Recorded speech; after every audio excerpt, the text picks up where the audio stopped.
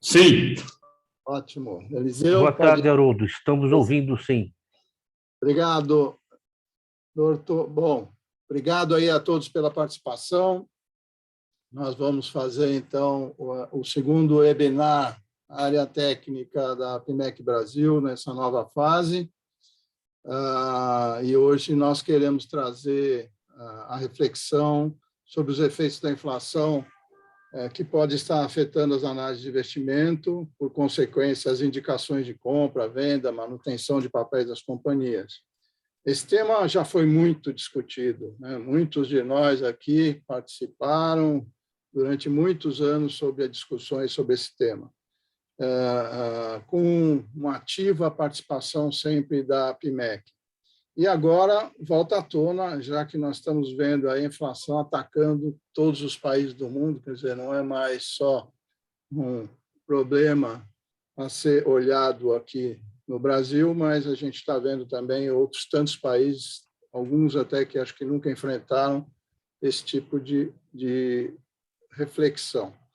A ideia aqui, então, é chamar a atenção dos profissionais de investimento para o cuidado com relação a esse tema, mostrar que não só do ponto de vista contábil, mas também de resultado, dividendos, principalmente de performance, como essa inflação pode estar interferindo nessas visões. E, para isso, nós vamos ter aqui hoje o professor Eliseu Martins, que é nosso associado benemérito da PMEC Brasil, que é professor da FEA São Paulo e FEA Ribeirão Preto, ex-diretor da CVM, e também vamos contar com o Oscar Malvesi, consultor da AVEC, Criação de Valor, e professor também de Finanças Corporativas na FGV e a ESP, sendo que os dois têm estudado esse assunto desde sempre, né? E vão nos demonstrar, então, os principais efeitos a serem examinados quando na avaliação de investimentos e criação de valor. É com isso que a gente pretende, então, dar a sequência no programa, que vai ter uma apresentação do professor Eliseu, na sequência, uma apresentação do professor Oscar Malvesi, e aí nós vamos abrir, então, um tempo para perguntas de vocês, e partimos para o encerramento, então, até às 18 horas. Eu queria informar a todos que esse evento está sendo gravado e nós vamos disponibilizar ele no YouTube, depois da PMEC Brasil, a todos os interessados, não só aos associados e credenciados pela PMEC Brasil, que hoje estão aqui conosco. Todos vão poder acessar, portanto, vocês podem, inclusive, divulgar isso a outros interessados.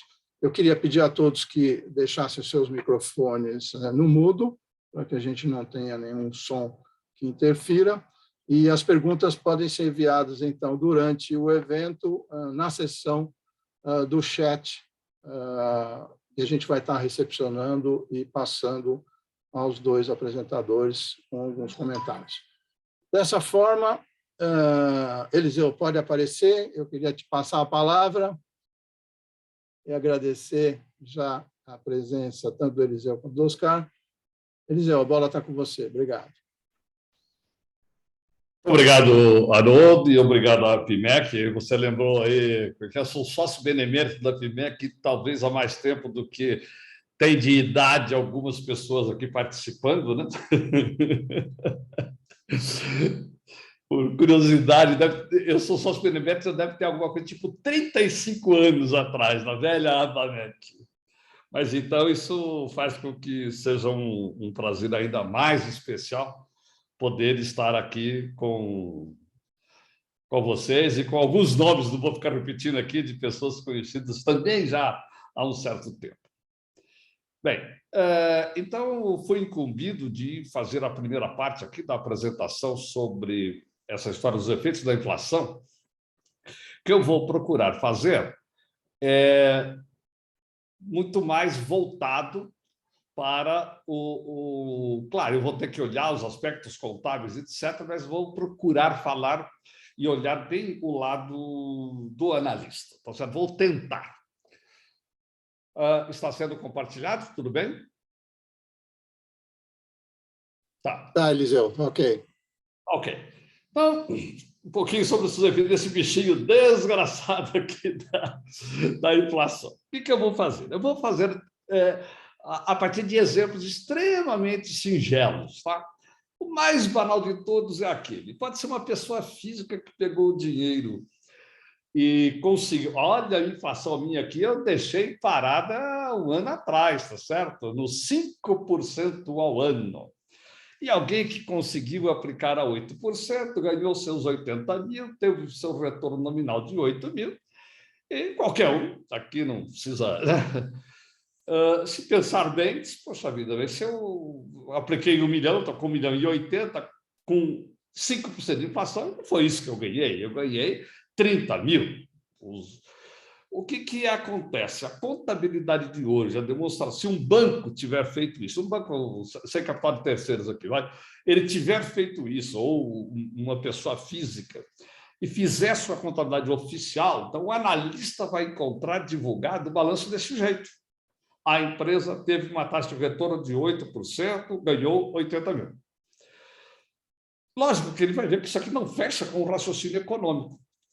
Nós já tivemos no Brasil, e eu vou falar um pouco quando eu digo de contabilidade, só para depois vai ficar mais claro, para mostrar o mecanismo simples que a gente pode ter de analisar o efeito da inflação num balanço assim, bem à primeira vista, como eu digo às vezes, né, sentado ali, no tempo que a gente lia bastante jornal impresso, né, pé na mesa, lendo o jornal, mulher reclamando e a gente lendo o dito curso. O que acontece?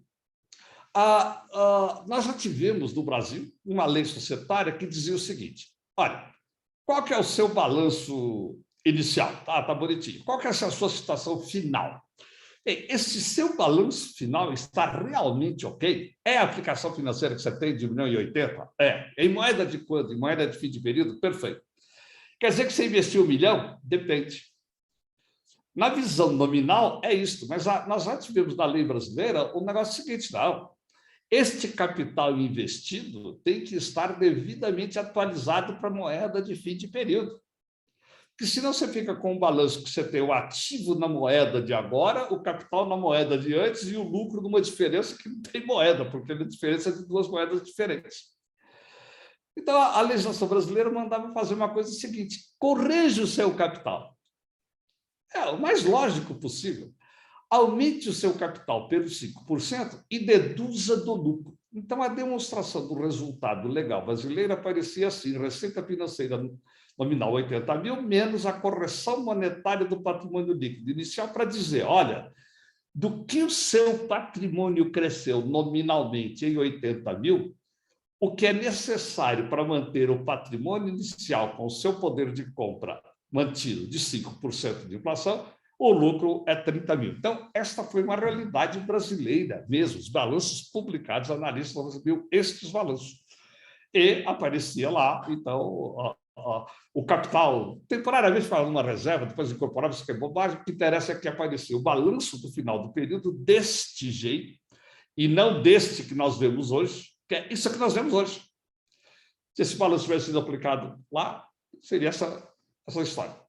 Mas, além dessa lei societária anterior, que tinha uma lógica irrepreensível, qual que é a riqueza que você tem hoje no seu patrimônio líquido? É 1,80 milhão. Quanto que ela cresceu? 80.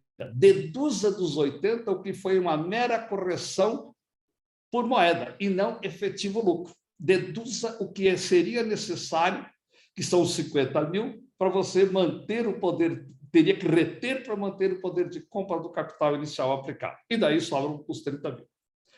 Nós também tivemos um modelo que era opcional para muitas empresas, mas era obrigatório para as companhias abertas, para as seguradoras, bancos, etc., que dizia o seguinte: vamos analisar, ao invés de entender que você teve uma renda nominal de 80 mil e precisou corrigir o seu capital social, pensa no seguinte: dos 80 mil de receita nominal, para obter essa receita, você precisou fazer uma aplicação financeira num ativo monetário. Ativo monetário que é dinheiro ou valor a receber em dinheiro, inexoravelmente está perdendo com a inflação.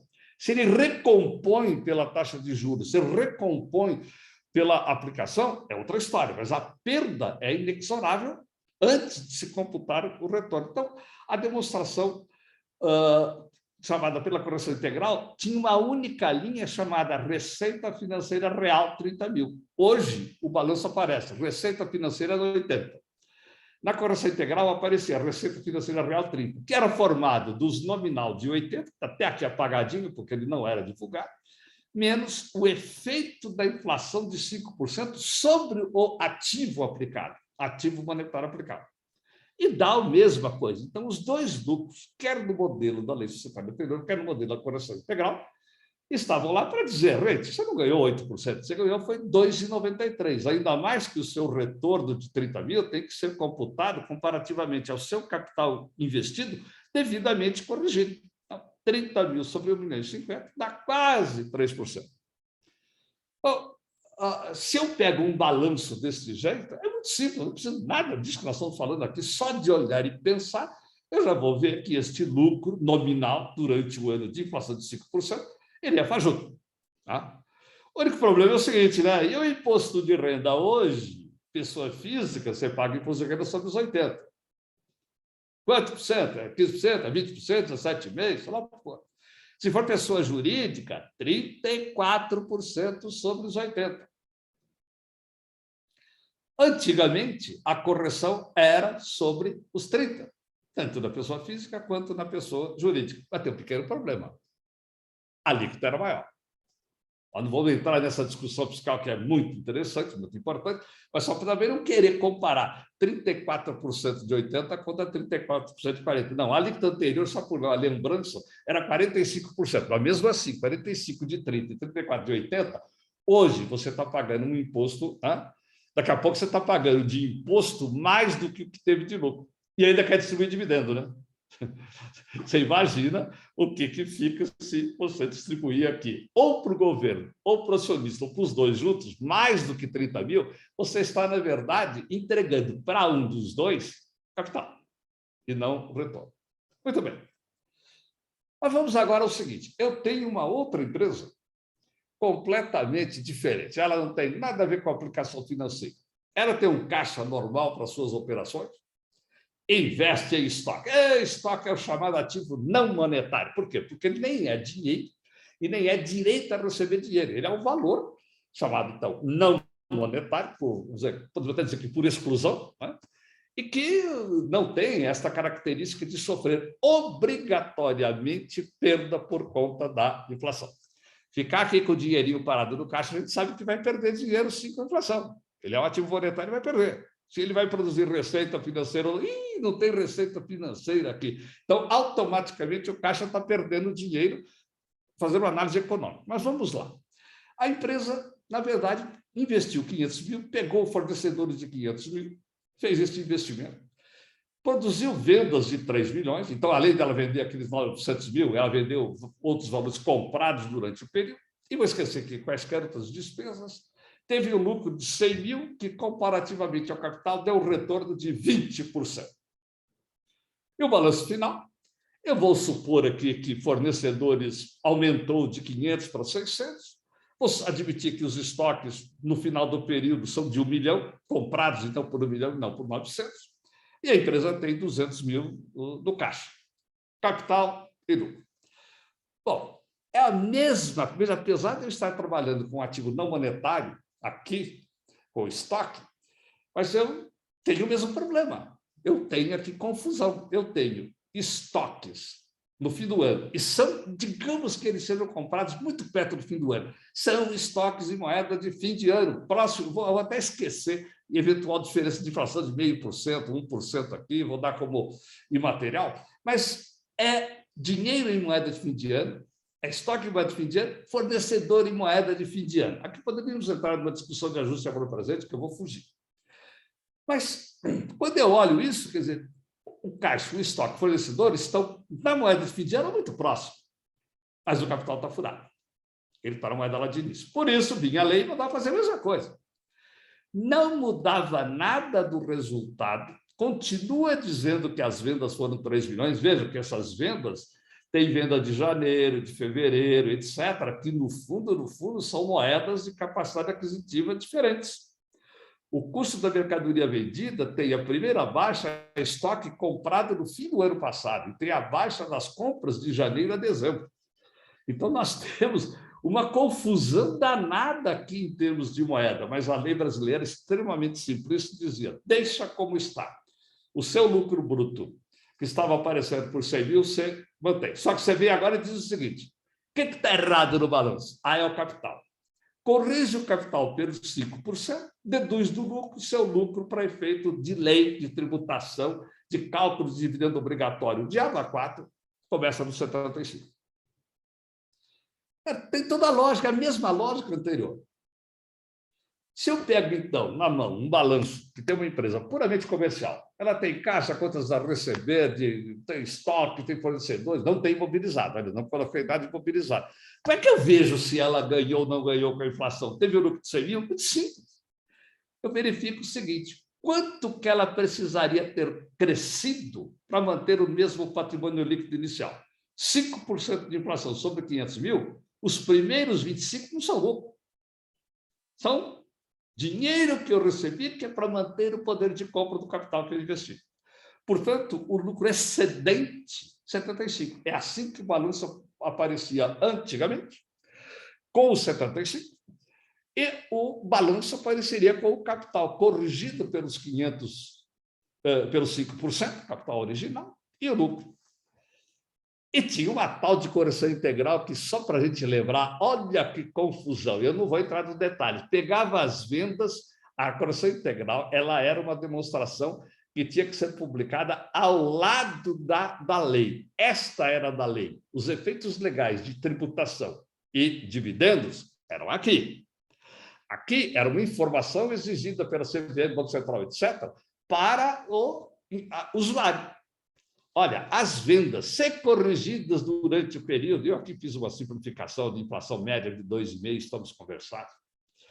O seu custo da mercadoria tem que corrigir separadamente. Quanto que era o estoque inicial, a inflação por um ano, as compras por meio do ano, etc.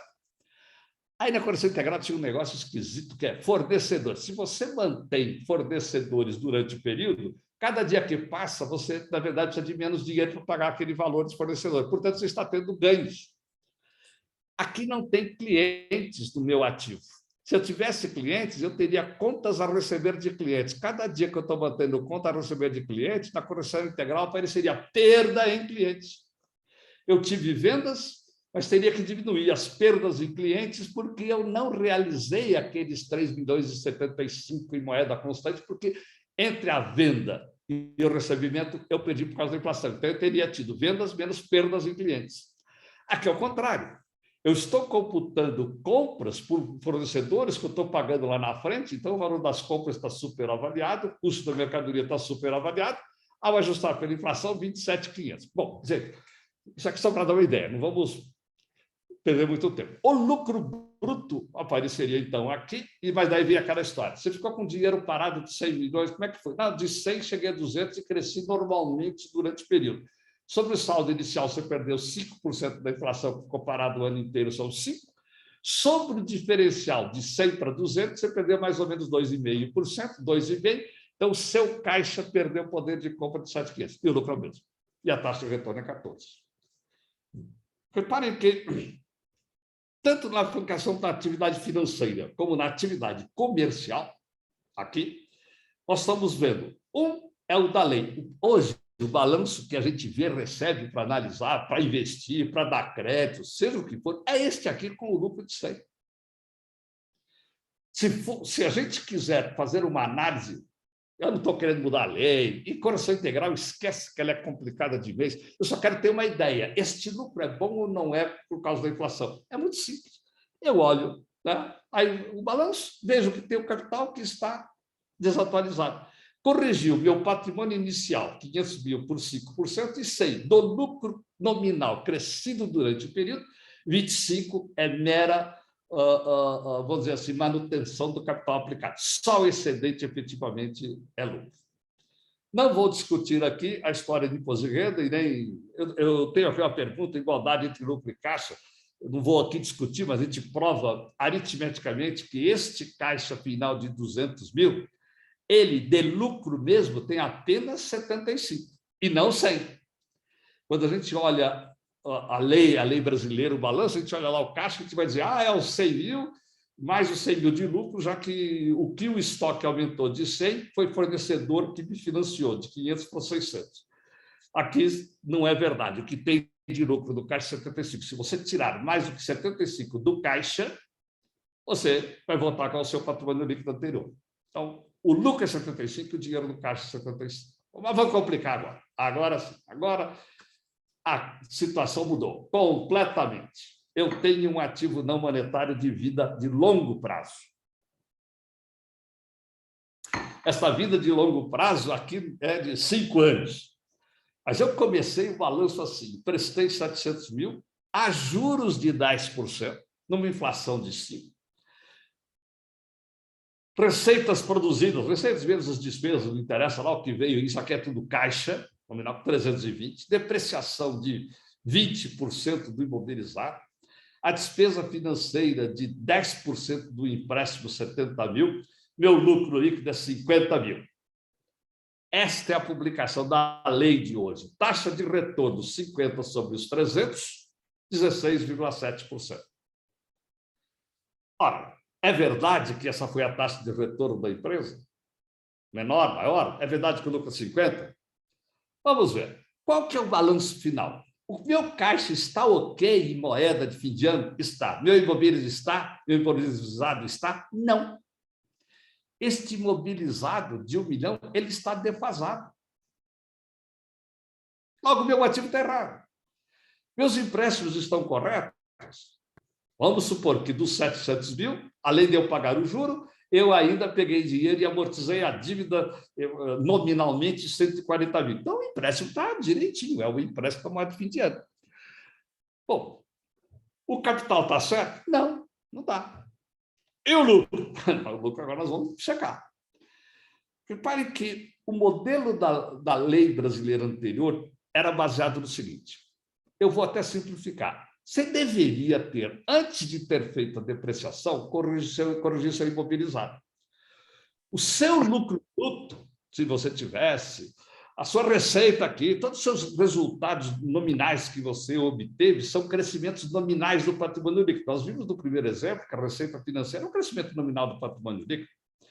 Nós vimos que o lucro bruto é um crescimento nominal do patrimônio líquido. Depois eu vou calcular o crescimento que eu poderia chamar de real. Agora eu vou dizer o seguinte, o meu imobilizado, ele está sem correção, eu deveria ter corrigido 5%. Então, o meu patrimônio líquido, que cresceu nominalmente aqui por 50 mil, deveria ter sofrido mais uma correção por 50 mil por atualização do imobilizado. Então, eu deveria ter aumentado numa certa conta chamada correção monetária de balanço 50 mil, mas, em compensação, eu teria que diminuir a correção do patrimônio líquido inicial, 300 mil por 5% é 15. Então, na lei anterior, eu aumentava o imobilizado e jogava contra o resultado, um negócio meio maluco, esse modelo, aparentemente. Mas mostrando o quê? Olha, o crescimento nominal, eu deduzo o que é necessário para manter o patrimônio inicial. E a única coisa que faltou fazer é, peraí, se você corrigir o seu imobilizado de 1 milhão para 1 milhão e 50, a sua depreciação, que estava lá por 200, não é isso, você deveria estar por 210. Então, a lei brasileira apresentava uma demonstração do resultado que tinha duas coisas diferentes. Esta demonstração, isso que eu queria que, como analista, a gente percebesse. A lei de hoje, o balanço de hoje, tem um lucro de 50. Se eu olhar os efeitos da inflação, eu localizo os efeitos da inflação em duas linhas. As depreciações e amortizações dos intangíveis que estão desatualizadas, 200 mil, aqui eu sei que é 210. O duro é que, se eu tiver lá com uma empresa com imobilizado de 10 anos atrás, eu posso não ser capaz de recalcular essa depreciação adequadamente. Então, a depreciação está furada. E está faltando uma conta no patrimônio líquido. Que conta é esta aqui?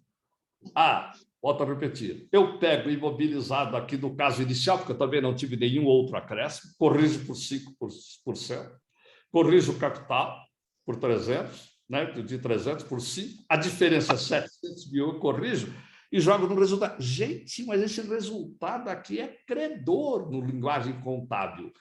O lucro de 50 mil da lei de hoje, eu olharia na lei antiga, pareceria um lucro de 75. Aqui mudou completamente a história. Os dois exemplos nossos anteriores, o lucro corrigido é menor que a inflação, aqui é maior. Qual é a lógica disso? É lógico, muito simples. Eu tenho um caixa hoje de 110 mil? Tenho.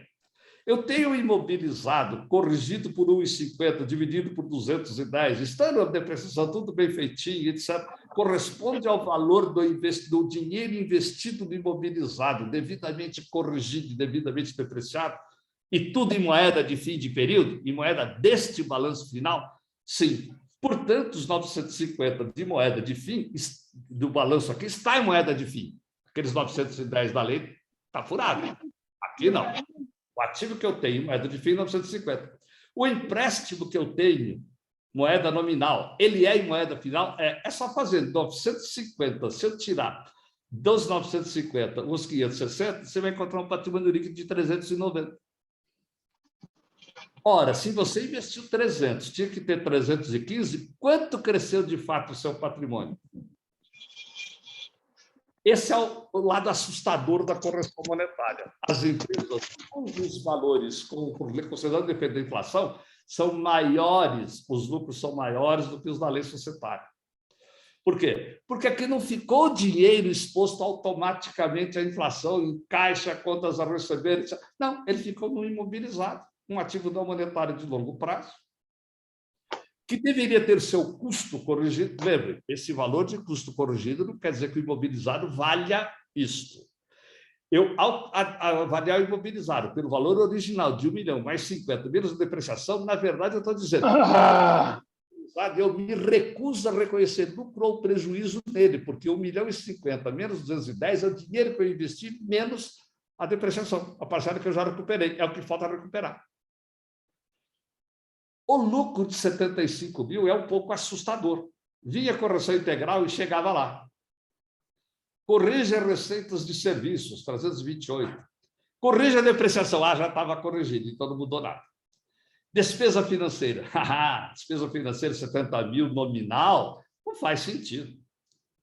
Se você pegou o dinheiro emprestado de 700 mil, no fim do período, juntando o juro a 770, sua dívida não cresceu 70 mil, cresceu só o excedente à inflação. Os 700 mil, se tivesse subido até 735, ele subiu a inflação. Se a dívida final fosse 735, ela seria a mesma dívida em termos reais de moedas comparáveis de capacidade de compra de 700 mil no início. Então, se a sua dívida cresceu 70 mil por causa dos juros, o juro real é só 35. 770, mas crescimento real é que o 700 é o que cresceu acima da inflação de 5% sobre 700. Então, a despesa financeira verdadeira é 35. Dinheiro que foi perdido no caixa. Por que dinheiro perdido aqui no caixa? Porque não tinha caixa nenhum, foi entrando caixa de 320, eu não paguei nada de depreciação, despesa financeira eu vou supor que eu paguei no fim, então esses 320 mil ficaram expostos a uma inflação média durante o período. O caixa começou com 0, foi chegando no fim do ano 320. Por que não é 320? Porque eu paguei o juro, amortizei a dívida. Fiquei com o caixa só de 110. Mas a perda no caixa é essa. Então, a correção monetária fechava. O lucro era de 75. A sua taxa de retorno não é 16,7, é 23,8. Este balanço está mostrando o lucro de 50 porque é um balanço que está subtraindo imobilizado. Ele está reduzindo o valor do imobilizado ao dizer que é 1 milhão menos 200. Porque 1 milhão está moeda de 5% atrás, os 200 idem. Esse imobilizado tinha que estar pelos 840, 800 mil, mais os 5%. Então, se você... Agora vem uma perguntinha muito interessante, né? Eu vou deixar o imposto de renda na época. Esse é o lado do chat. Você pagava imposto de renda sobre 75, tá? Mas então eu estou perdido. Aí vem uma perguntinha seguinte. E se vender o imobilizado por 840 mil? Seu imobilizado, na contabilidade de hoje, está por 800 mil. Se você vender por 840, você vai apurar um lucro de 40 mil e vai pagar o imposto de renda sobre 40. Você pagou o imposto de renda sobre 50 e vai pagar mais sobre 40. Se fosse na lei anterior, seu imobilizado está por quanto? 1.050.000 menos 210, 840. Vendeu por 840, quanto que é o lucro contábil? Zero. Imposto, zero. Você paga imposto de renda sobre 75. Aqui, neste momento, é sobre 50. Se você vender sobre 40. Aí, se eu não vender, a sua depreciação futura vai estar fajutada, porque ela vai estar sendo feita sempre sobre os 1 milhão. E você vai pagar este imposto de renda no futuro de tal maneira que o que você pagou sobre 50, o que você vai pagar no futuro vai dar mais do que sobre 75. E o caixa? Eu não vou discutir aqui. Eu tenho aqui apenas uma comprovação de que o caixa da empresa contém um lucro de 75, não é um lucro de 50. Sabe por quê? Você recebeu 320 de dinheiro, pagou de fato 35 de juros, a sua dívida atualizada 770, quer dizer que a amortização da dívida sua é o seguinte: você começou com 700 mil, subiu para 735. 735 para 770 é juro que você pagou, morreu. Só que a sua dívida, então, caiu em termos reais de 735 para 560. Então, a sua amortização é 175. Se você fizer isso aqui, eu vou só dizer o seguinte: dos 320 do que foi aconteceu lá de lucro, o que sobrou no caixa da empresa é 75 mil de caixa de lucro, e os outros excedentes são o dinheiro que foi recebido e que não foi utilizado na amortização nem do juro real e nem na amortização da dívida. Moral da história: se você olhar este balanço do ponto de vista da lei societária de hoje, você vai dizer que a empresa teve lucro de 50. Se você achar que 50 mil, tira 5% por causa da inflação, então eu perdi 2.500, meu lucro é 47.500, ora, a ilusão, a mentira. Seu balanço em moeda efetiva é isso aqui. Você teve, de fato, um lucro de 75, desde que você acredite que o seu lucro deva ser medido em moeda de capacidade aquisitiva constante. Se você acha que o importante é medir a evolução do seu patrimônio com o valor nominal, esquece tudo que nós estamos falando. O que vale é a lei brasileira e são os balanços publicados. Então, como é que eu faço aqui olhando o jornal? Muito bem. Você está aqui com o balanço aqui publicado. Aí você diz o seguinte: quanto que tem dinheiro nesse balanço aqui? Falta correção do imobilizado. Falta correção de quanto do imobilizado? O original de 1 milhão que não foi corrigido. Falta 50 mil. Falta correção do patrimônio líquido. 5% de 300 é 15.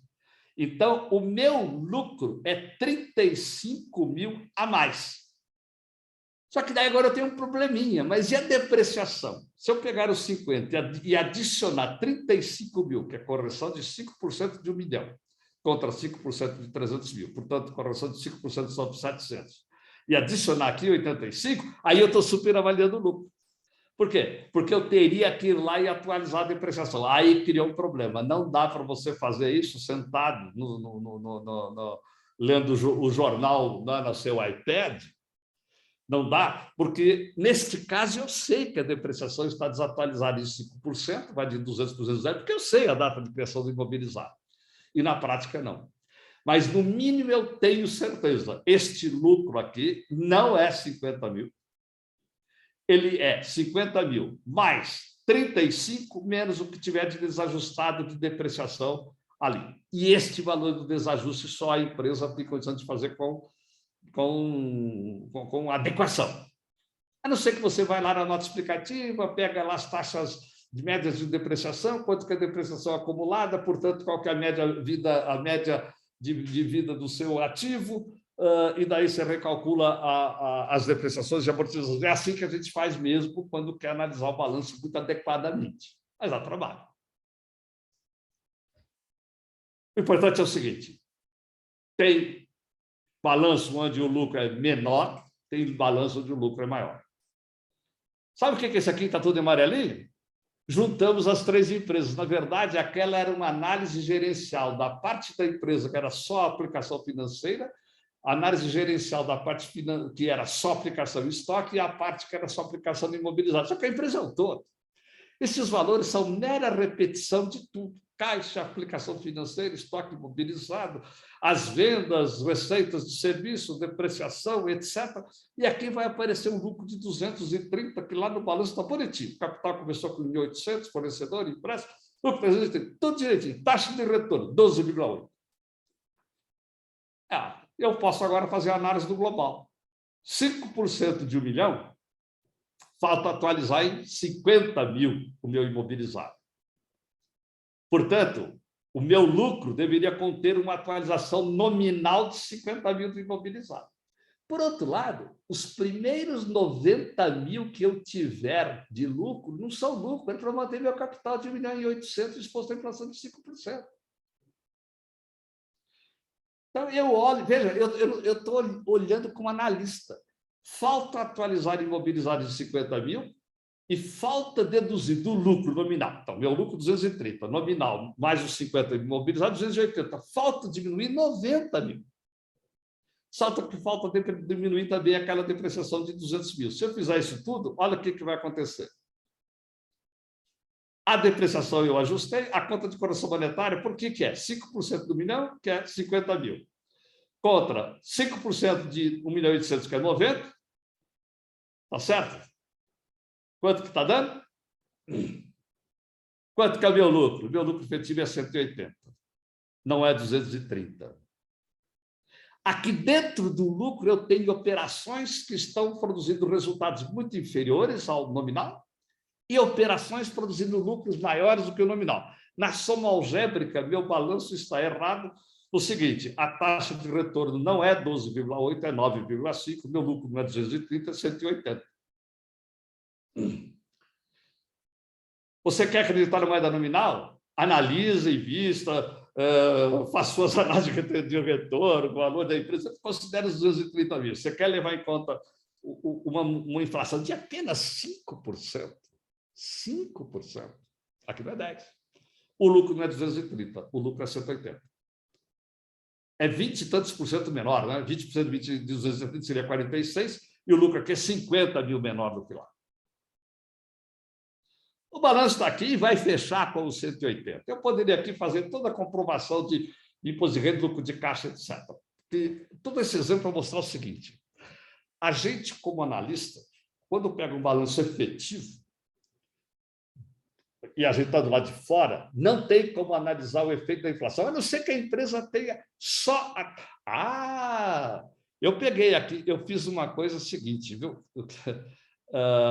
Aqui está escrito o seguinte: isso nada é história, não, isso é história, foi verdade, foi assim que foi praticada a contabilidade no Brasil, tá certo? O lucro apareceria pelo 180, imposto de renda 180, e o lucro, depois, o dividendo obrigatório sobre o 180 diminuído do tributo.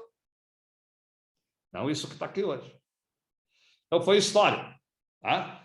E valeu. Naquela inflação de 20%, 30% ao mês, não fosse essas metodologias contábeis, tá?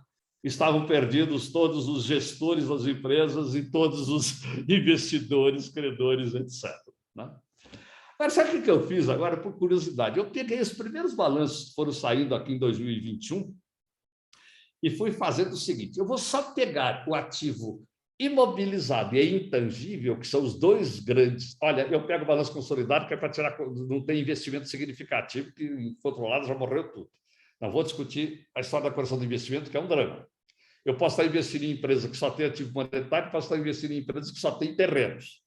Os efeitos da inflação são completamente diferentes. Então, é um curso à parte. Eu vou só fazer a primeira coisa. Eu vou pegar o patrimônio líquido inicial, a soma do imobilizado e intangível inicial, calcular a inflação de 10% de 2021, deduzir do lucro e ver o que acontece. Primeiro, eu peguei um banco pequenininho, foi o primeiro banco que produziu... se vocês quiserem, depois eu tenho os nomes de todos aqui. O lucro dele foi 74 milhões. E não tem imobilizado, é uma porcariazinha perto do patrimônio. Fazendo um ajuste de 10%, o lucro dele só caiu 73%. Peguei uma empresa de pagamentos, que se eu fosse dizer o nome era Cielo, lucro nominal, corrigindo pelos 10%, imobilizado intangível, patrimônio líquido, a diferença do lucro é pequena, de 1,158 para 0,40. Peguei uma indústria, acho que é a Romi, 204, 20%. Veja, a inflação é a mesma, olha os efeitos. Peguei um grande banco de 15 bilhões de lucro, gente, o lucro dele é 44% menor do que o nominal. Peguei uma indústria de papel grande, que se não me engano era a Suzano, o lucro de 8, na verdade, como ela tem imobilizado muito maior que o patrimônio, o lucro efetivo dela é 11.700.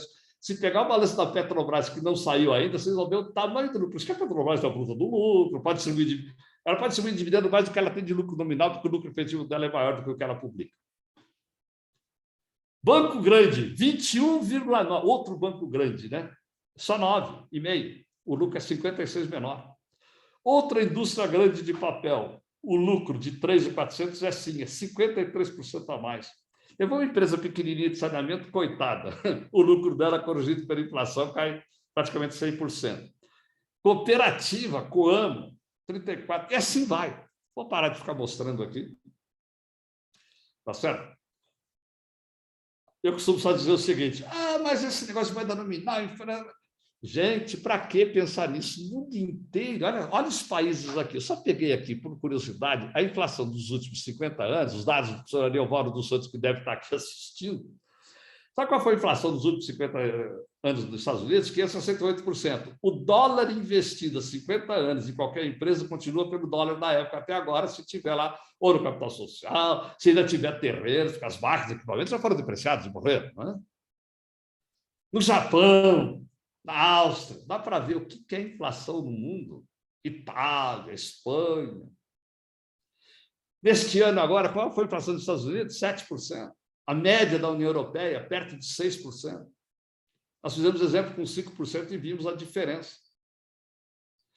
No Brasil, desde a extinção da correção dos balanços, que é início, 392%. Nossos balanços, a não ser quem tenha aproveitado a oportunidade de fazer o tal do dividend cost no balanço de 2010, se não fez, últimos 10 anos, qual foi a inflação brasileira pelo IPCA? Aqui eu estou usando IPCA, 80%. Gente, leio, professor Roca, parece que o senhor está por aí. Money Illusion, tem uma parte da teoria econômica, né? Isso aqui é um trecho que eu tirei até de um livro econômico que fala que um dos problemas do mundo, né, é o povo acreditar na moeda nominal. Tá certo? É só olhar o livro Animal Spirit, de 2 pequenos prêmios Nobel de Economia, Akerlof e Schiller. Eles têm um capítulo sobre Money Illusion, para falar como o mundo se ilude, gerenciando-se, vivendo como no dia a dia, se esquecendo da taxa. A gente só lembra da inflação para corrigir salário, ou os economistas, os economistas, quando vão falar em evolução do PIB, ninguém fala em evolução nominal. Ou a Receita Federal, né? Vocês repararam que a Receita Federal jamais fala em aumento ou diminuição da arrecadação federal em termos nominais? Vocês já viram isso?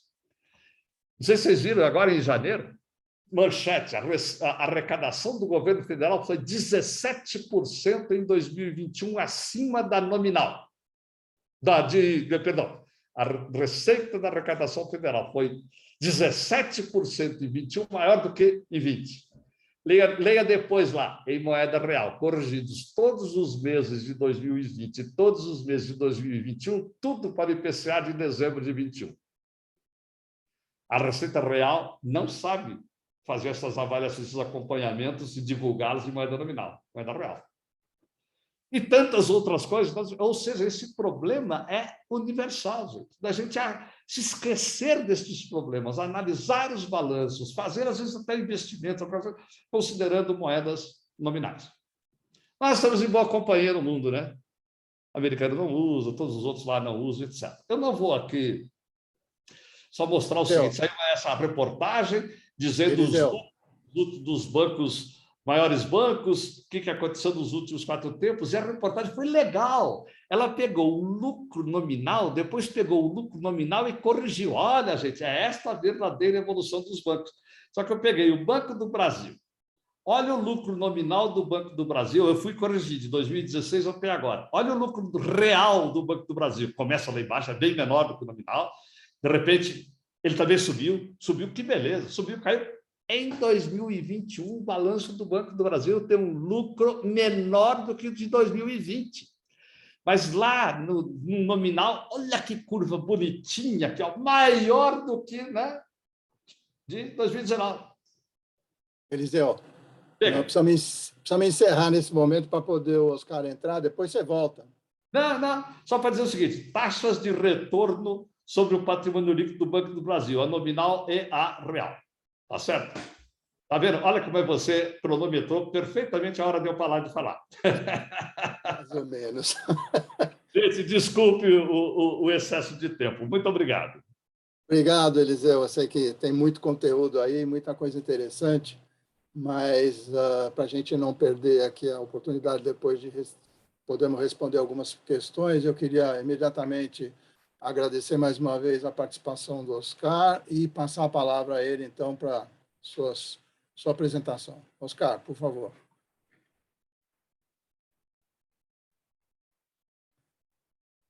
Oscar, seu microfone está fechado.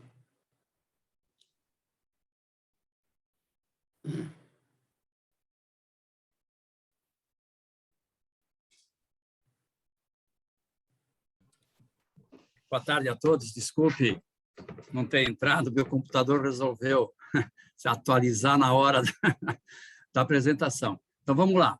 Eu vou falar, basicamente, tendo como base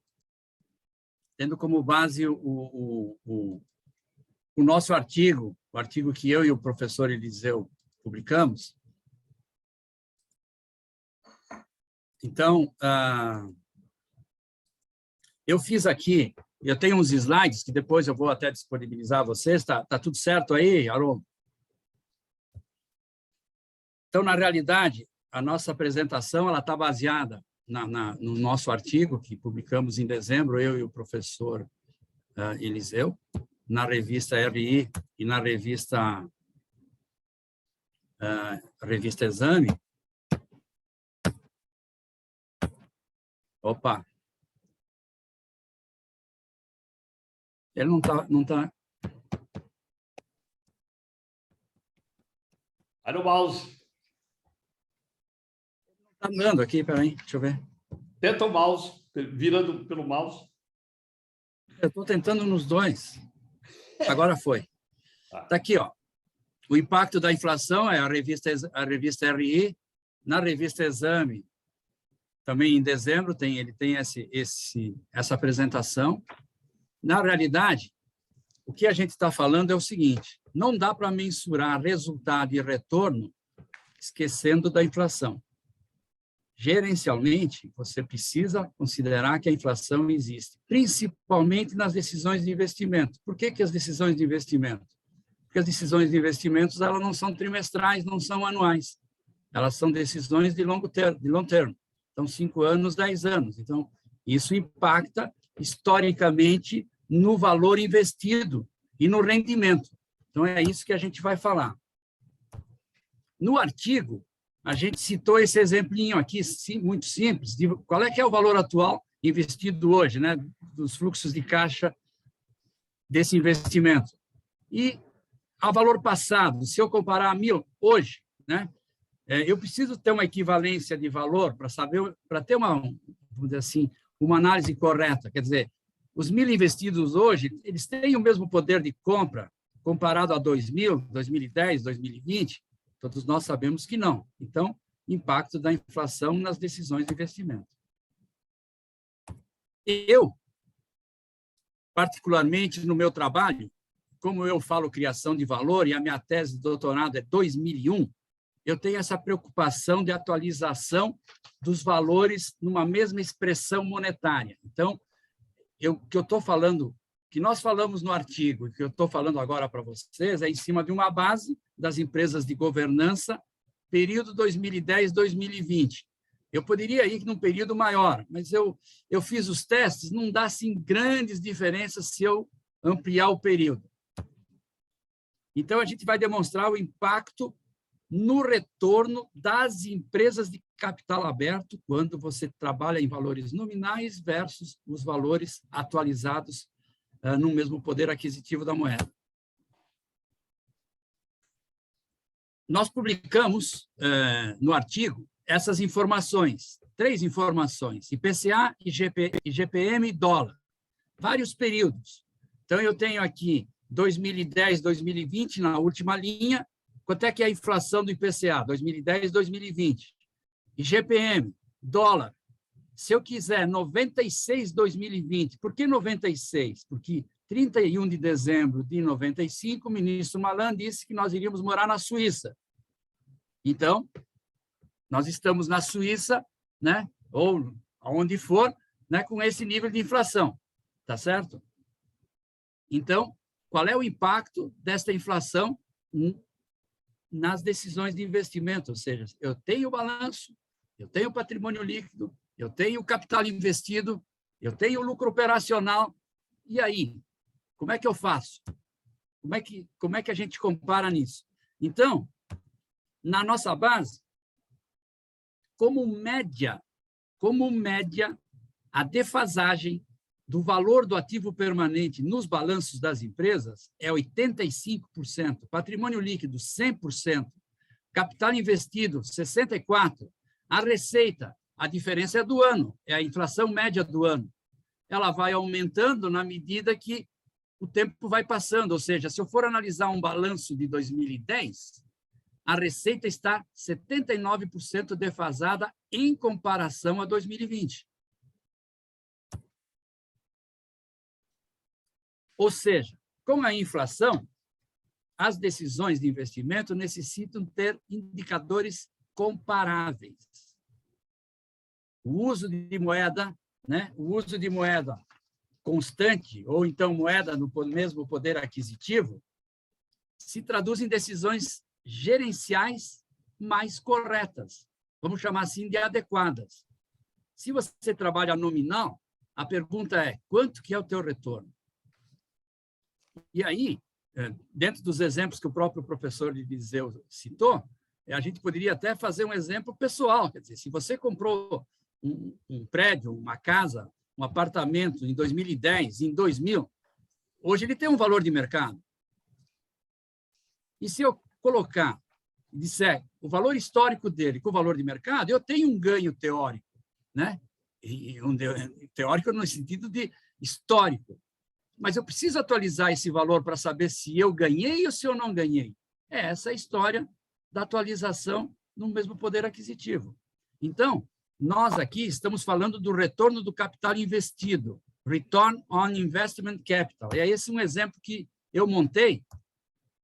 Eu montei 3 exemplos de ROIC, que são adicionais àquilo que a gente publicou no artigo, que é o seguinte, ó.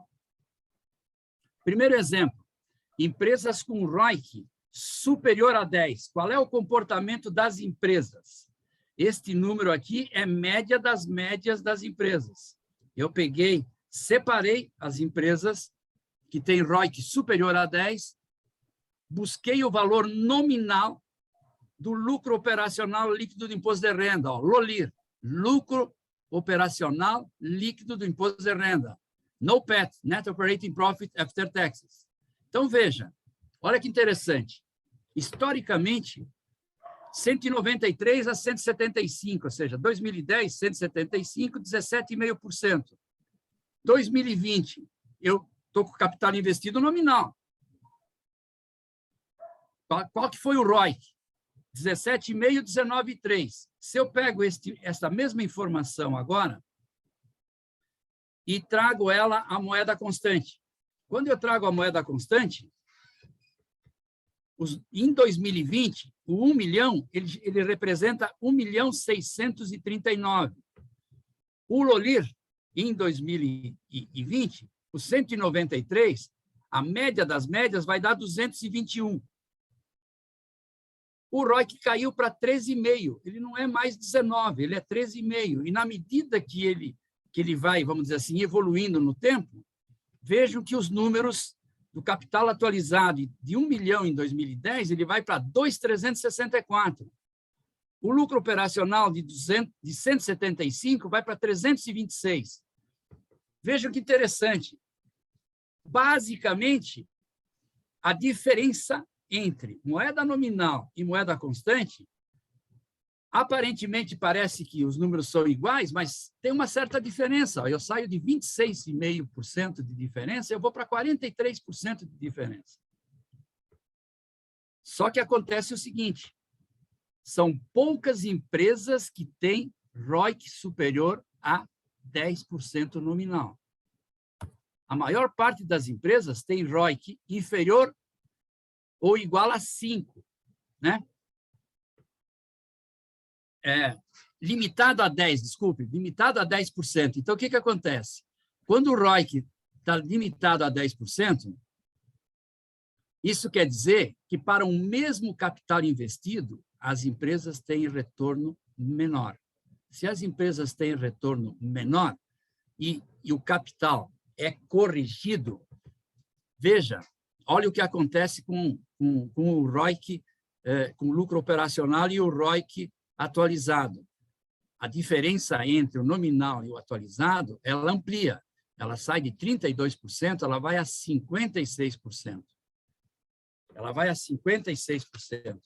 Então, percebam que essa diferença é uma diferença relevante.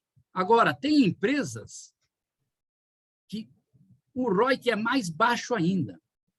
O ROIC é mais ou menos 5%, inferior a 5%. Então, veja, os mesmos 1.000 que antes dava de lucro operacional 193, em algumas empresas, ele dá 53. E quando você atualiza o capital investido e você atualiza o lucro operacional, a diferença vai de 50% a 70%. É muita diferença. É muita diferença, ou seja, as demonstrações financeiras, o que elas apresentam é simplesmente o registro das transações como elas ocorreram. E como houve impacto de inflação diferente nos anos, e você tem empresas que investem mais em anos diferentes, então, essa oscilação é fruto do comportamento dos setores e das empresas, vamos dizer assim, do nosso país. Não tem muito o que fugir disso. Agora, eu tenho mais... O que eu fiz? Como eu tenho trabalhado com a atualização das demonstrações financeiras para calcular a criação de valor em termos efetivos, vocês sabem que em 2008, na realidade em 2009, o ICP-C10 e o IPC-C27 possibilitou a algumas empresas a atualização dos balanços. Não sei se vocês lembram desse detalhe. Então, o que acontece? Eu fui lá e tive que ter esse trabalho de perceber quais as empresas que fizeram isso. Das 130, vocês têm ideia quantas empresas fizeram a atualização dos balanços lá em 2009? Só 10. Só 10. As outras 120 é como se tudo tivesse na Suíça. Está tudo certo, a inflação não importa, vamos que vamos, o lucro é o que deu, é aquela lógica que o professor Eliseu falou de uma inflação de 5%. E aqui a gente está falando de uma inflação de um período. E o período impacta hoje. Por quê? Porque a empresa existe. Se a empresa não existisse, ela teria sido vendida, ela fechou, ela fez alguma coisa. Então, o que acontece? Eu selecionei duas empresas que fizeram a correção no tempo e duas empresas que não fizeram a correção, para vocês perceberem o impacto da diferença. Então, Essa primeira empresa é a Alpargatas. Ela não fez nenhum ajuste. Eu peguei as contas do patrimônio, peguei a conta do valor de mercado da empresa, o capital investido, a receita líquida, o lucro operacional líquido do imposto de renda e o ROIC. Vejam a diferença. O ROIC em 2020 é 7,6 nominal. O ROIC moeda atualizada, 4,7. Mas a diferença é relevante. A diferença é de 50% a 64%. Quando você pega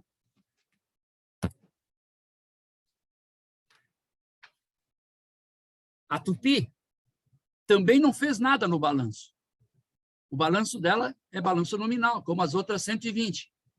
De novo, peguei o patrimônio, peguei o valor de mercado, peguei o capital investido, peguei a receita líquida, peguei o lucro operacional e o ROIC, nos dois modelos. Moeda constante, moeda do mesmo poder aquisitivo.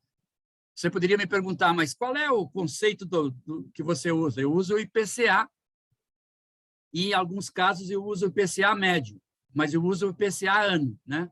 Então, veja, nesta empresa, o número é um pouquinho superior. Ele sai de 68 e vai para 88. Agora, a Klabin fez a atualização das demonstrações financeiras em 2009. Ou seja, ela atualizou os balanços de 95, dezembro de 95, ou seja, janeiro de 96, a dezembro de 2009. Olha a diferença.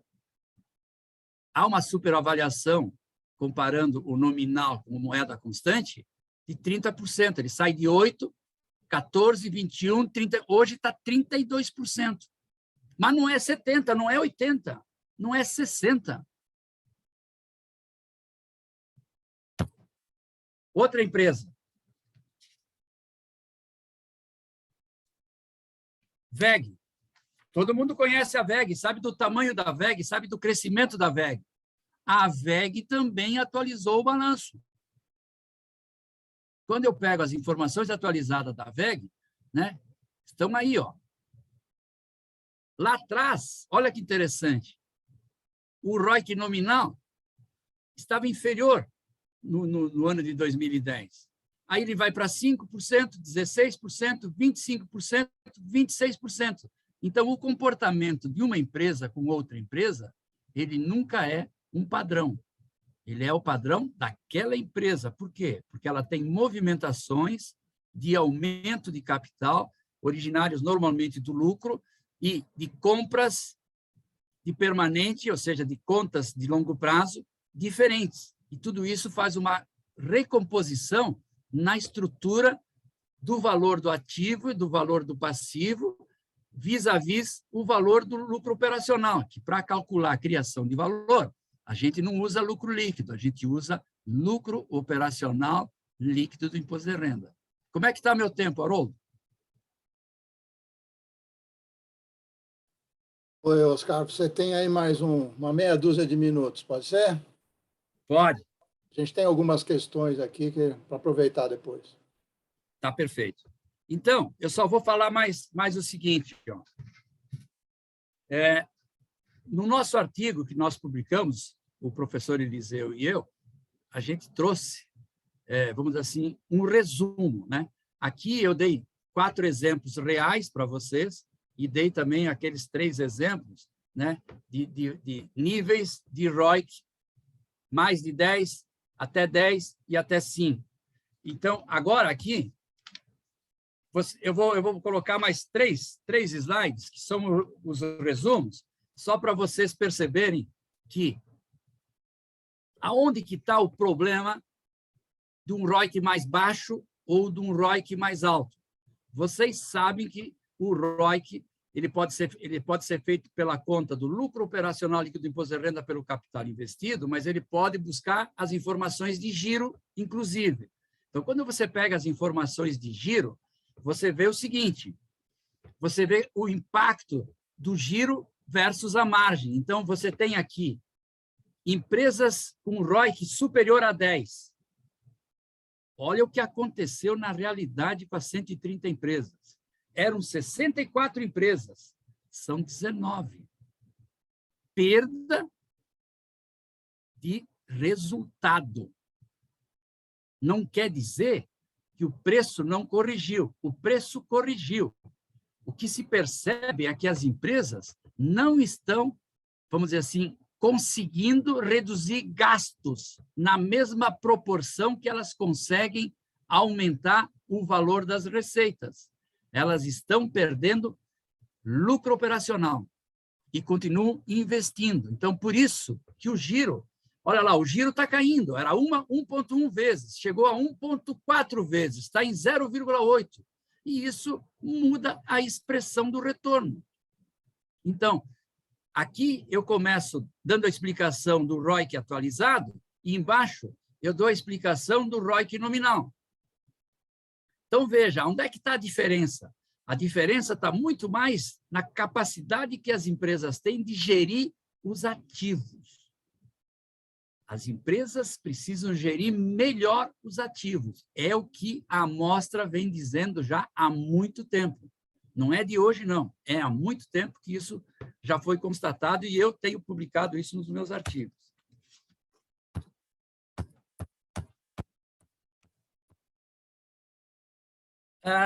ROIC, entre 5 e 10. Por que o ROIC é mais baixo? Essas empresas têm um giro de capital investido mais baixo do que as empresas anteriores. Então, veja, aquilo que eu acabei de falar, que um dos problemas é qualidade da gestão do capital investido, eu tenho certeza disso. E é por isso que o retorno, é por isso que no final da história o lucro, que o mercado olha mais o lucro por ação. Por que o lucro por ação caiu? É porque investiu-se mais e não se conseguiu obter um lucro operacional no mínimo proporcional. Na realidade, o lucro operacional deveria ser mais do que proporcional. Por quê? Porque se você investiu em ativos melhores do que você deveria ter tido lá atrás. Agora, não é o que os resultados das empresas apresentam. Então, aqui tem a tabela do ROIC entre 5 e 10, que, de novo, você vai ver que a grande causa aqui é o problema do giro. O giro está muito baixo. Giro de 1, ROIC baixo.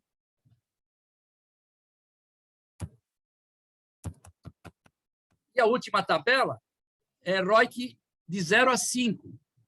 Aí você vai ver que tem empresas que o giro é mais baixo ainda. Mas não é que ele é mais baixo em 2020, não é que ele é mais baixo em 2018, não. Ele é historicamente mais baixo. Como? Por que precisa 10 anos, 5 anos, para mudar a realidade? Então, era mais ou menos isso que eu queria falar. Haroldo, estou disponível para perguntas. Muito bom, Oscar, obrigado. Vamos, então, tentar responder. Temos algumas questões aqui. Eu até queria começar, eu mesmo, clareando a primeira questão do Harold Tal, que nos faz a seguinte questão, quer dizer, qual é a proposta? Fazer novamente as demonstrações por correção integral? Fazer as análises considerando perdas e ganhos reais? Qual é o nível de inflação anual para adotar os procedimentos sugeridos?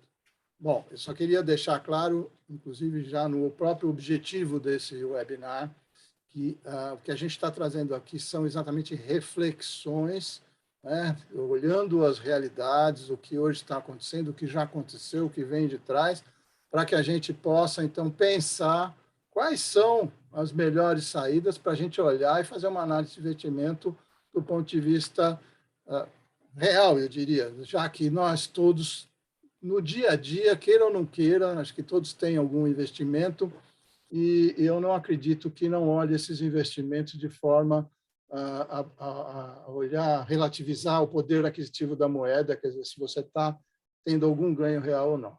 Então, só para deixar isso claro, depois, se vocês quiserem fazer um complemento. Como a gente tem outras questões, eu queria avançar nas outras, Eliseu e Oscar. Pois não? É o seguinte, o Luiz Fernando Belo, ele colocou dois posicionamentos e quer ouvir vocês. Primeiro, mais complexo do que ajustar uma empresa para análise é fazer comparações para determinar o que é caro ou o que é barato, indicadores relativos. Creio que só a correção integral resolve. Qual a opinião dos palestrantes? E aí ele traz mais um comentário aqui. Quanto mais evoluímos para o capitalismo de stakeholders, mais se procura contabilizar intangíveis como atitudes ESG, como está a IFRS Foundation hoje atuando. Aliás, nós todos aqui estamos hoje trabalhando com esse foco para tentar organizar essas ideias. O que, no meu entendimento, agrega subjetividade demais aos registros. Sem a correção integral, não seriam agravados os problemas de análise de empresas de investimento? Ou seja, a pergunta clara é: correção integral ou não correção integral? Então, eu queria que vocês fossem bastante diretos nas respostas para que a gente possa avançar. Professor Eliseu, por favor. Pô, que sacanagem! Que falta de respeito para com os cabelos brancos! Olha, eu acho que o que o Haroldo falou é importante. Aliás, né, Ari? No final do ano passado, quando disse, vamos chacoalhar as bases aí, né? Daí saiu também aquele outro artigo, né, que publicamos lá, que o Fernando Torres adaptou e publicou lá. O objetivo primeiro é alertar. A gente não está dizendo, vamos brigar, vamos fazer isso, fazer aquilo. Tá? Você fazer qualquer mudança, por exemplo, de natureza legal, é um negócio terrível. Né? A gente até esperaria que até que ela fosse aprovada, a inflação já tivesse acabado. Não sei se será verdade, mas é um negócio meio sem fim. Quer dizer, a obrigação da gente foi no sentido de, poxa, nós precisamos alertar, no mínimo, né, os que usam as demonstrações. Tanto faz, os gestores das empresas, muitas vezes, são os primeiros a estarem se auto-enganando, né? Ou então, eles estão se... Isso eu já ouvi a gestor dizer, mas eu mais ou menos sei qual é a realidade que está acontecendo na minha empresa. Aí, tudo bem, porque ele está lá dentro, se ele for uma pessoa que tem essa capacidade, ele pode estar vendo e percebendo a diferença entre o que está no papel das demonstrações e o que ele acha que realmente está acontecendo. Mas e daí? E os outros? E os de fora que não têm talvez essa fonte de informação? Claro que, do ponto de vista ideal, a minha resposta seria, claro, a correção integral é a única coisa que devia existir. Gente, não devia nem existir a outra contabilidade, não devia existir só em termos de moeda. Se a gente está... Contabilidade mexe com moedas, e mexe com moedas de datas diferentes, teria que trabalhar com moeda válida para todas elas, não para uma... Né? Cada moeda vale para uma certa data. Eu acho que isso é um problema super sério e traz custo, isso, no meu entender, para gestões, de erros para investidores, de credores, de todo mundo. Agora, estou propondo que vote a correção integral, se for como uma informação adicional, eu adoraria. Precisa ser pela correção integral, mesmo que fosse aquele modelinho da lei brasileira. Só para dizer, olha, cuidado, se eu aplicasse a lei brasileira, né, eu teria aproximadamente este outro valor. Só isso, para mim, já seria uma senhora evolução.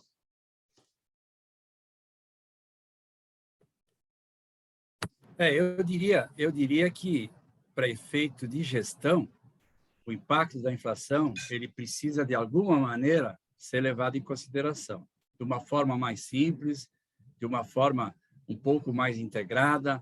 Agora, trabalhar só em moeda nominal, eu acho que fica muito difícil e eu acho que a gente se engana, né? A gente se engana porque tem uma nuvem aí que ela não é transparente e não tem jeito, né?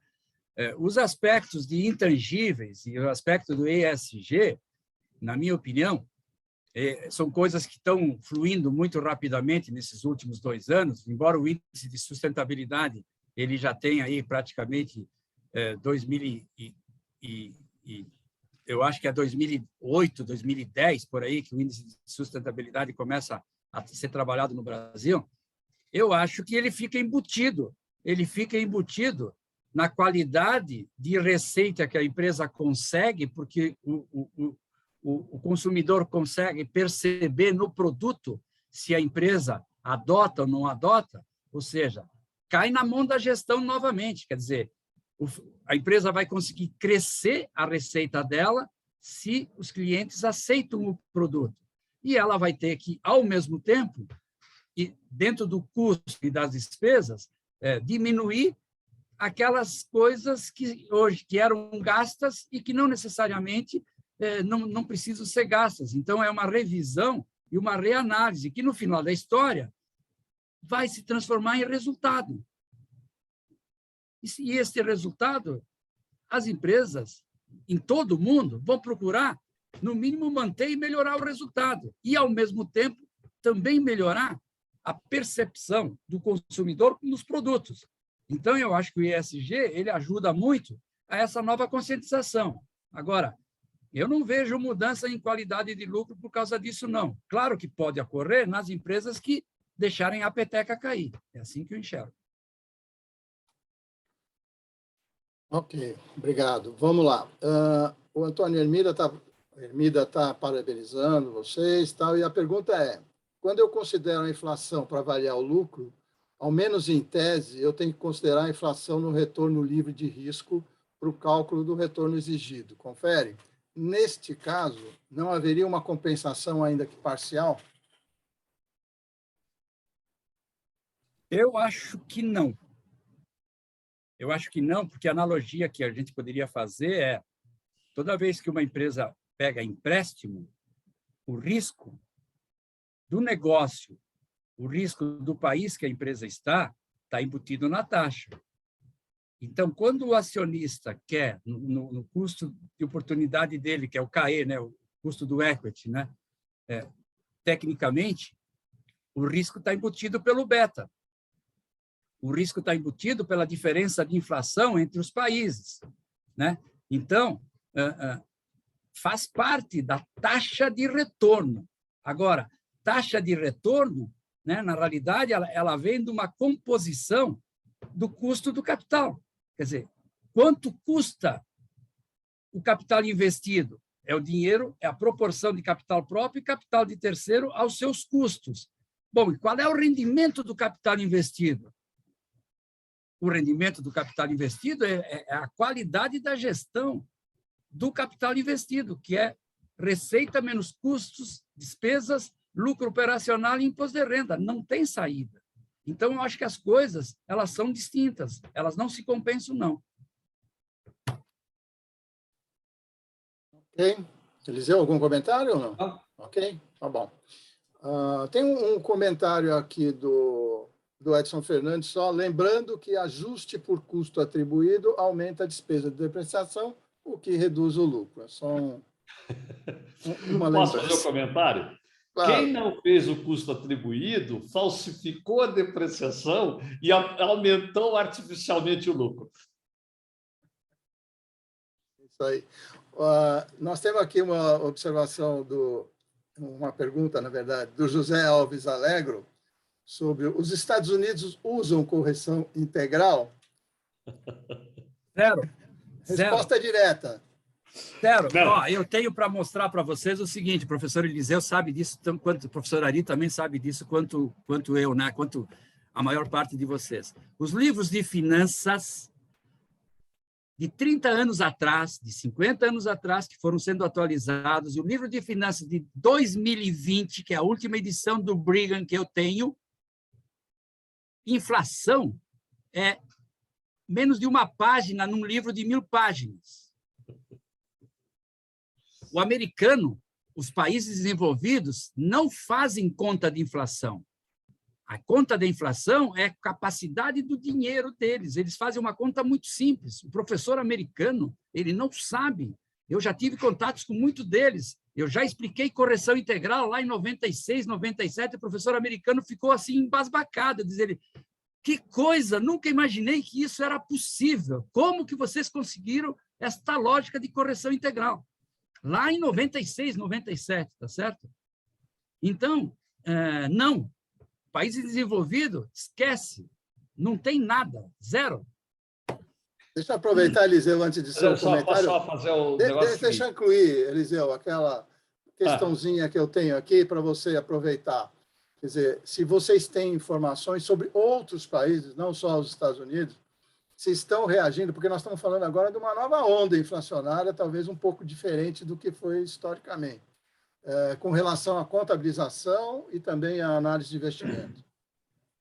Só lembrar o seguinte, na época da crise do petróleo, na década de 70, os americanos deram o FASB da época, né, foi até no tempo da criação do FASB, eles permitiram que as empresas fizessem, além da demonstração normal, uma demonstração pelo que eles chamavam de Price Level Accounting. Aliás, a correção integral, nós aprendemos com os americanos. Os americanos, eles começaram a fazer o desenvolvimento de correção monetária usando como metodologia a metodologia de conversão de uma moeda para outra.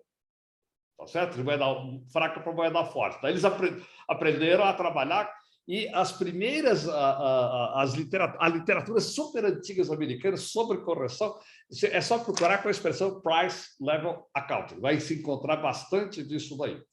E foi autorizado que as empresas divulgassem. Houve algumas divulgações, mas foram pequenas. E a ideia era, vamos fazer por enquanto assim, para depois, se o público quiser, a gente transforma em obrigatória. Não houve entendimento por parte do público e morreu. Está correto? E morreu. Hoje, no mundo, só pensam realmente em correção os países com altíssima taxa de inflação. Então, a todas as discussões, por exemplo, do IASB, nos últimos, digamos, 10 anos, 12 anos, que a gente acompanha muito fortemente, desde a adoção das normas de lá, você tem México, Argentina, Brasil, normalmente latinos-americanos, tá certo? Pleiteando, e alguns países asiáticos. É muito interessante que são países que não são de taxa de inflação tão exagerada, mas eles têm apoiado. Mas como o domínio em cima do IASB é de países de moeda forte, na verdade, eles aqui mandam, estão naquelas do que está lá no livro do Animal Spirits, tá certo? Quer dizer, eles não acreditam. Para eles, euro é euro, americano, dólar é dólar. Só conseguiram pensar diferente quando a inflação americana chegou na base dos 10%, 12%, 13%. Tá certo? Por muito pouco tempo. Aí eles pararam para pensar. Morreu, caiu a inflação, esqueceram totalmente. Então, a gente só vê movimentos dessa natureza no Brasil, por exemplo, que pleiteia, né? O Brasil, junto com a Argentina, pleiteou de novo há pouco tempo, acho que há 2 anos atrás, com aquele limite, porque o IASB e o FASB têm regras. Tem que fazer a correção integral para quando a inflação acumulada em 3 anos caracterizar uma hiperinflação, que é aproximadamente os 100% de inflação acumulada em 3 anos, que dá aí uma média de uns 26% de inflação anual, coisa que a Argentina está fazendo. A Argentina está aplicando correção integral, a Venezuela está aplicando correção integral, a Turquia estava aplicando correção integral, então você tem isso em alguns poucos países. Mas a ideia que a gente tem é o mundo desenvolvido domina essa história de correção. Não é só o mundo desenvolvido, não. Aqui dentro do Brasil, você vai encontrar muita gente que, se você falar em correção, vai se assustar, inclusive no mundo da contabilidade, inclusive no mundo dos analistas, porque eu já ouvi isso de todas essas pessoas. Eliseu, aproveitando, você já falou do IASB, nós temos alguma coisa do ponto de vista de CVM e de Receita Federal aqui no Brasil? O que eu posso dizer é o seguinte, a CVM tinha uma instrução normativa, a última instrução normativa da CVM de correção integral é a instrução normativa 191 de 1992. Quando foi extinta a correção monetária legal, em dezembro de 95, a CVM manteve a 191 para quem quisesse voluntariamente publicar as demonstrações com correção integral ao lado das demonstrações que daí em diante não tinham correção nenhuma. E durante vários anos houve várias empresas publicando. Essa instrução não foi jamais revogada. Inclusive, com toda essa limpeza de instruções e deliberações que a CVM fez aí por conta desse negócio, acabar com tanta coisa aí na legislação lá, que no fundo é lixo, ela fez tudo e não revogou o 91 e 92. E ela declarou publicamente, acho que há 2 semanas atrás, alguma coisa assim, publicamente, quer dizer, em reunião, acho que foi até de CPC, sabe? Que ela está considerando o assunto da correção integral. Mas, de fato, mais do que isso, eu não vi. Então, a CVM está pensando no assunto, a área técnica está, não sei se o colegiado está.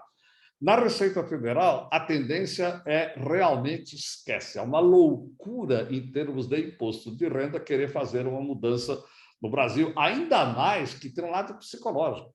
Se você fizer a correção monetária, o conjunto das empresas vai diminuir seu lucro. Tem muitas que têm aquele lucro que é maior, o corrigido, do que está. São minorias, são exceção. E a Receita, na época, ela tinha esse cálculo perfeitinho. Então, ela sabe que se aceitar a correção monetária, ela tem que aumentar a alíquota. Nós temos condição política de falar em aumento de alíquota, mesmo provando que o lucro vai diminuir, que dá tudo na mesma? Pelo amor de Deus. Quando vai para a política, todas as análises, vamos dizer assim, científicas, né, ficam de segundo plano. A retórica é mais importante. Ok. Eu vou abrir aqui uma exceção para o professor Oswaldo dos Santos, que é outro grande estudioso do assunto, inclusive com os trabalhos com o Eliseu. Nós temos pouquíssimos minutos, então, Ari, 1 minutinho, e já agradeço também a sua participação. Vou falar em menos de 1 minuto, Haroldo. Eu fui citado algumas vezes, mas eu não quero nem réplica nem tréplica. É simples. O Eliseu chamou a atenção a questão dos economistas utilizarem todos os valores sempre com moeda de poder aquisitivo constante. E eu me permito citar uma frase de um economista que foi Prêmio Nobel da Paz, Paul Samuelson, num livro de 1975, e quem quiser anotar está na página 288. Ele diz textualmente o seguinte: em períodos de inflação, qualquer tolo arrojado é um grande financista. Eu acho que isso define bem. Tá? Quer dizer, isso aí. E se você pegar nesse mesmo livro, em páginas anteriores, que eu não vou pegar agora, mas depois tem, quer dizer, o que ele diz é o seguinte, que os estudantes daquela época, quando ele está falando, a moeda de poder aquisitivo perdeu 50%. Ou a moeda perdeu capacidade aquisitiva em 50%, do período em que o cara nasceu ao período que eles estão estudando, dos estudantes atuais. É só isso. E eu já até me pedi desculpa, que eu estou entrando numa outra reunião. Grande abraço, parabéns pela apresentação do Oscar e do Eliseu. Obrigado, Ari. Obrigado. Muito bom. Nós estamos indo para os minutos finais. Eu queria agradecer muito a apresentação de vocês. Enfim, é um assunto que dá o que pensar. Várias situações aí têm que ser realmente olhadas com muito cuidado e, de repente, muitos erros podem ter ocorrido e talvez a gente tenha que rever os nossos hábitos de análise, pelo menos, né, os mais novos que nunca ouviram falar nesse assunto, e é por isso também que a gente está trazendo isso aqui, já que nós, mais antigos, já passamos por situações de análise complexas em relação a inflações gigantescas, e agora nós estamos vendo que, nesse período todo, né, não deu 100% em 3 anos, mas, sinceramente, a gente vê situações muito relevantes. Eu queria pedir para vocês, Eliseu e depois Oscar, 30 segundinhos aí das últimas palavras antes de eu encerrar. Eu só agradecer a oportunidade, eu só sinto, às vezes, ter que ficar falando alguns exemplos e mostrar alguns casos aí, como também o Alvese fez, para assustar, porque o que a gente quer realmente é assustar, porque a quantidade de nós que não realmente levamos em conta a inflação neste campo da análise de desempenho das empresas, me parece ainda muito grande. Desculpe se eu os assustei. Se eu os assustei, estou feliz. Eu também queria agradecer muito a você, Haroldo, aí, o pessoal da APIMEC e a todos os colegas e amigos que nos ouviram aí. O objetivo nosso é deixar transparente que, de qualquer forma, a inflação está aí, né? Ela diminuiu, ela voltou novamente, mas, no período, ela é relevante. Então, é uma atenção para ser considerada sempre, com maior critério ou com menor critério, mas o ideal seria com maior critério. É isso que eu acho. Obrigado. Muito bom, muito obrigado a vocês mais uma vez. Queria agradecer a todos que participaram. A gente vai continuar trazendo assuntos para reflexão de todos e podemos ver o que a gente vai poder fazer para avançar nesses assuntos à medida que eles interferem efetivamente nos posicionamentos dos profissionais. Queria reforçar aqui, também lembrar que a gente vai deixar essa apresentação, a gravação, disponível no YouTube para todos que tiverem interesse, portanto, não só para o grupo que assistiu, mas eu pediria também ao grupo que vai receber uma avaliação por e-mail, que, por favor, completasse essa avaliação para que a gente possa aí continuar melhorando esses eventos. Então, mais uma vez, obrigado a todos e até a próxima. Um abraço. Obrigado. Um abraço. Obrigado.